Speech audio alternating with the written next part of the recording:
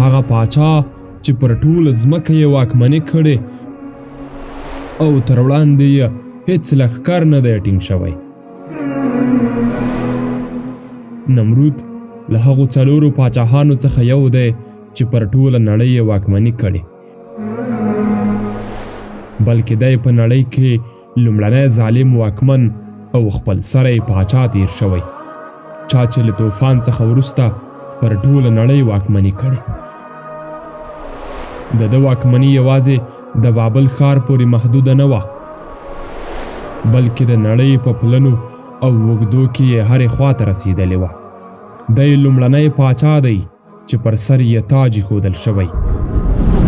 د ځمکې پر مخ یې استبدادي پاچاهي کړې او ځان یې خدای بللی او د خپلې پاچاهۍ د 400 کلونو د مودې په اوږدو کې پر خلکو د وسپنې اور پر مټ واکمني کړې. نمرود د تاریخ په یوه ناپېژندلې نیټه زیږېدلی. ځینې عراقي تاریخي اسنادو دې ته اشاره کړې چې هغه له میلاد څخه 2053 کاله وړاندې د بابل په پخواني تاریخي ښار کې زیږېدلی، کوم چې د اور د تمدن یو لرغونی ښار و. نمرود د بابل او د جنعار د څښتن په توګه یادولی شو. د ځمکې پر لویدیځ او ختیځ واکمني کړې.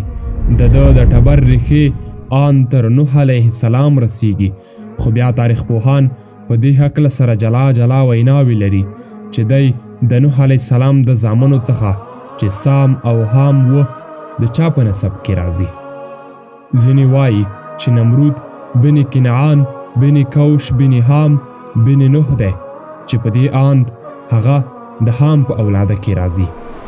بیا ځینې نورې وایي چې هغه نمرود بن فالخ بن عابر بن شالخ بن سام بن نوح دی چې په دې نظر هغه د سام په نسب کې راځي.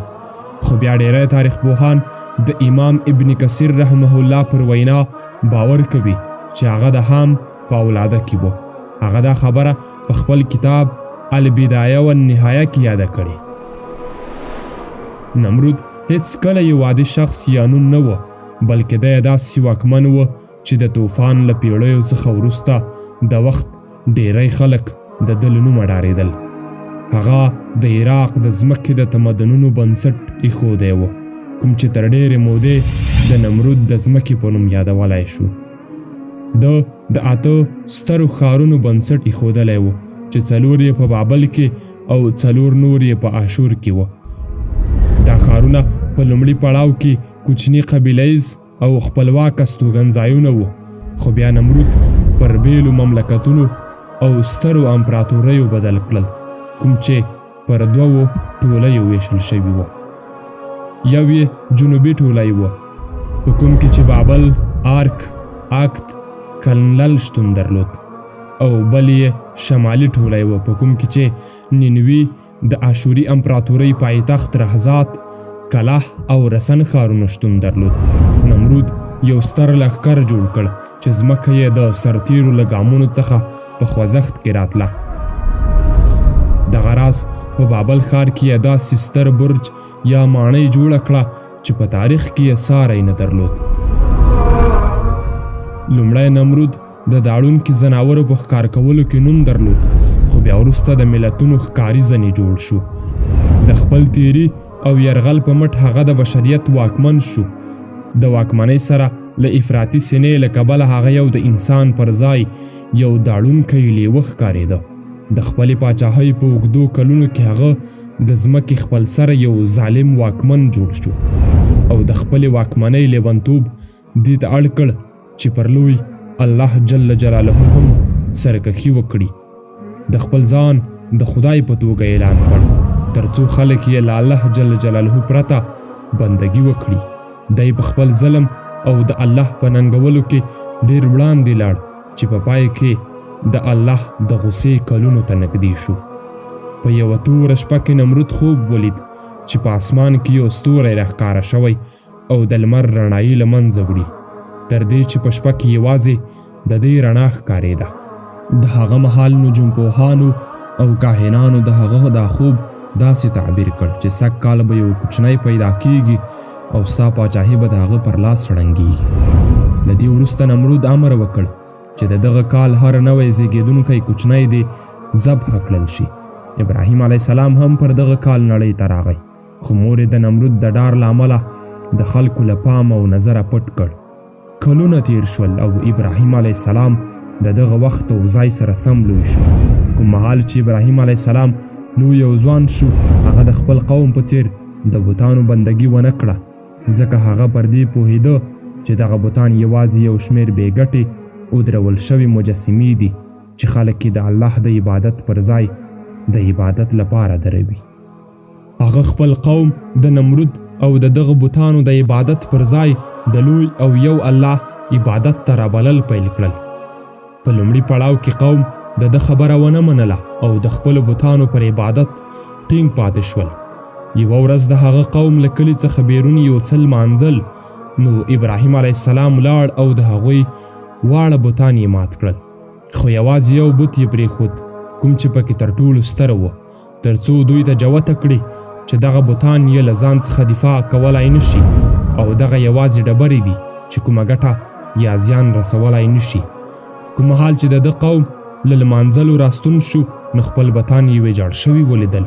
نو له ده یې وپوښتل دغه چا مات کړي؟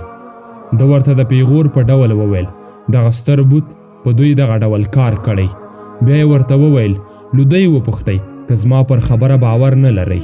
هغوی له ځانونو سره وویل په څه ډول موږ له داسې څه پوښتنه وکړو چې اورېدل او لیدل نشي کولای.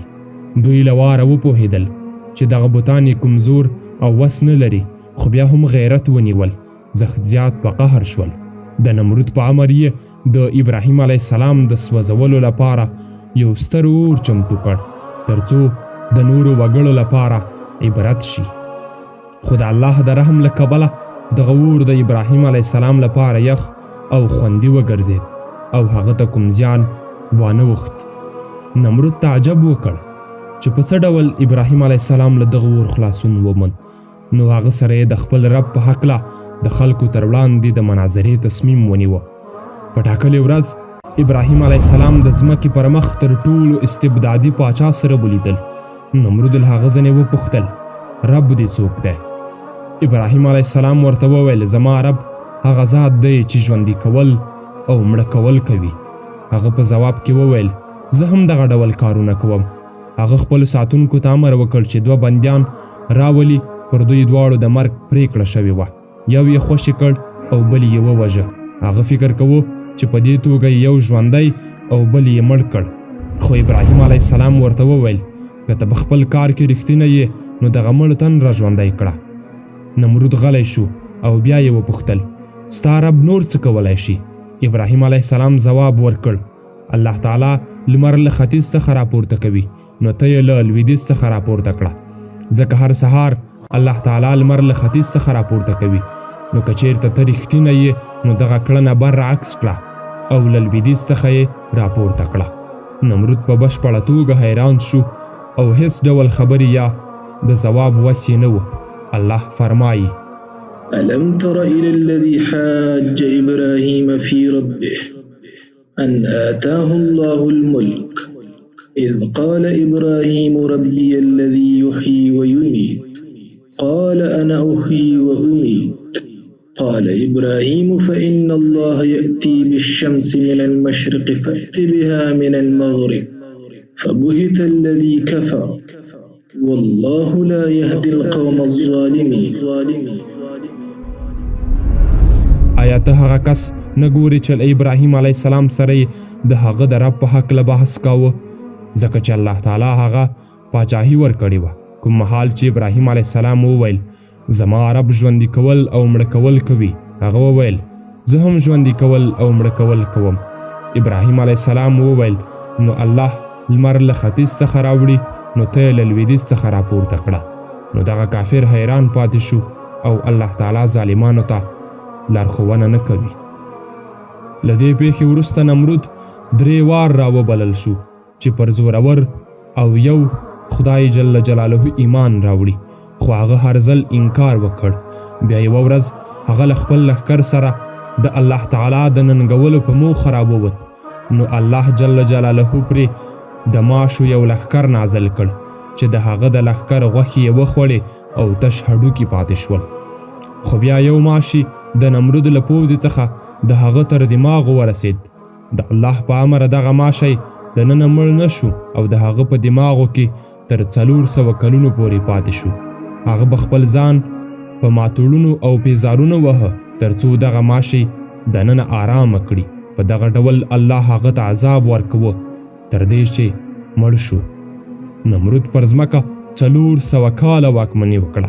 هغه په دغه موده کې غرور وکړ، وینې یې تویې کړې او پر بندگانو یې ظلم وکړ.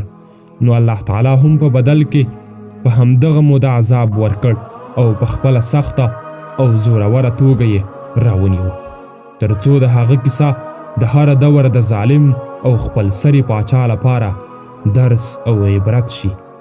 بیا د عراق په موسل ښار کې یو تاریخي استازي پلاوي د سرو زرو یوه لویه زیرمه کشف کړه.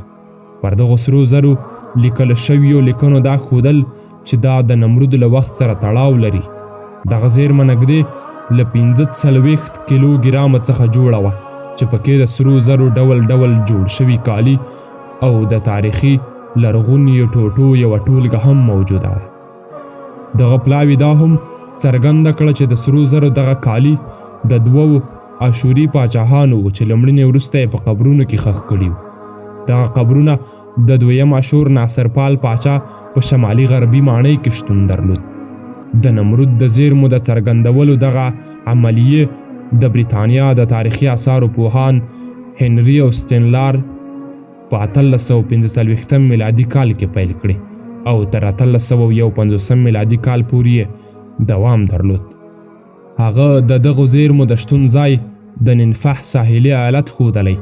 بیا وروسته د عراق د تاریخي آثارو د وزارت د یوې پلاوي له اړخه دغه څرګندولو دغه لړۍ بیا پیل شوه، په کوم کې چې په لومړي وار د 1909 میلادي کال د اپریل په میاشت کې د نمرود پاچاهي قبر څرګند او کشف کړل شو. دغه قبر د پخواني ښار په شمالي غربي ماڼۍ کې شتون لري. ویل کېږي د دې زیرمې ډیری برخه پر عراق باندې د امریکایي ښکېلاک پر مهال له عراق نه بیرون ته قاچاق شوې.